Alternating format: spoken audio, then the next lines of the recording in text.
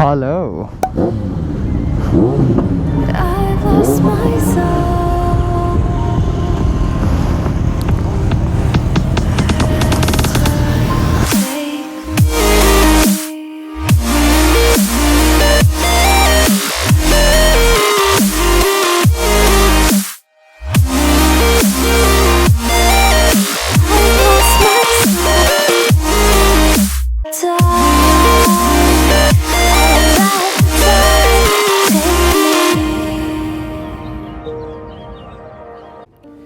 This is the Suzuki GSX-S750, Suzuki's latest mid-capacity naked motorcycle.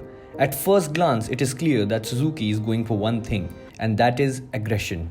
You see, I am no professional in machinery or in fact motorcycles, and this is what makes it interesting for you to watch.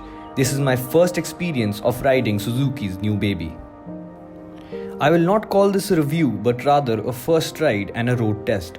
We will give it marks on the following bases: looks, comfort, engine, brakes and suspension, electronics, and then the final overall score.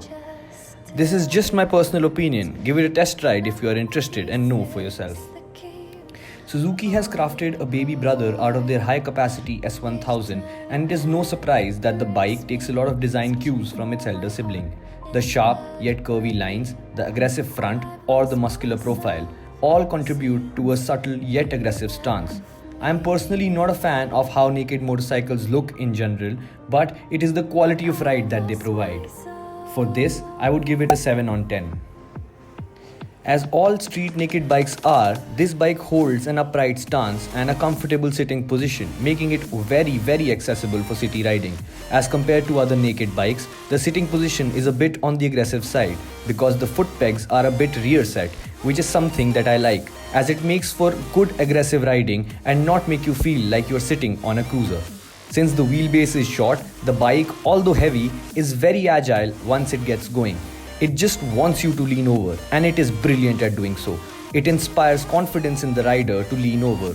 Although the seat is high, the bike is thin right below the saddle, ensuring riders with medium height to flat foot without an issue. Special mention to the tires, which were crafted specially for this bike. I'll give it a 9 on 10. Then there is the engine, which is a 749cc 4-cylinder liquid-cooled motor, giving out 114 horsepower and 81 Nm of torque. Numbers don't really mean anything till it's not fun to ride, and this bike is fun. The engine is smooth, the power delivery is linear. Coming from a Daytona, I was expecting more torque and pull in the bike, but nevertheless, there is no point where you feel the bike is lacking power or the power is going out of hand. The power sits comfortably in between. The throttle response is predictable and very easily maneuverable, even for new riders. Special mention to what Suzuki calls low RPM assist, which makes sure that the bike doesn't stall at very low speeds, making it very usable in traffic and could even be one of the best features of the bike. It works so well, you won't even know when it's doing its magic. I would give it a 8 on 10. This bike has Nissin discs front and rear with ABS as standard, and they pack more punch than what you would expect.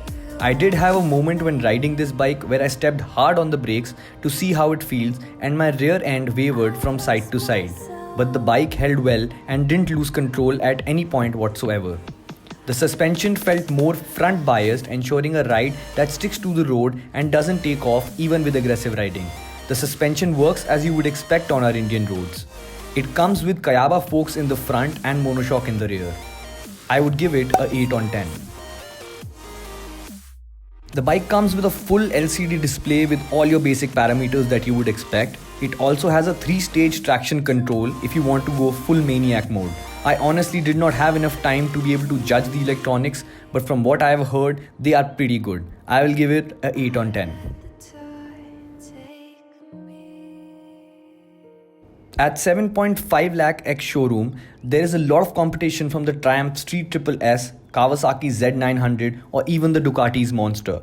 Also, a true competitor to this bike is the Honda CBR 650F. For me, I feel there is nothing wrong with the bike. There are things that I would hate, but someone would love. If you are in the market for a middleweight, go test ride them all and you will know the answer. Till then, I'll see you in the next one.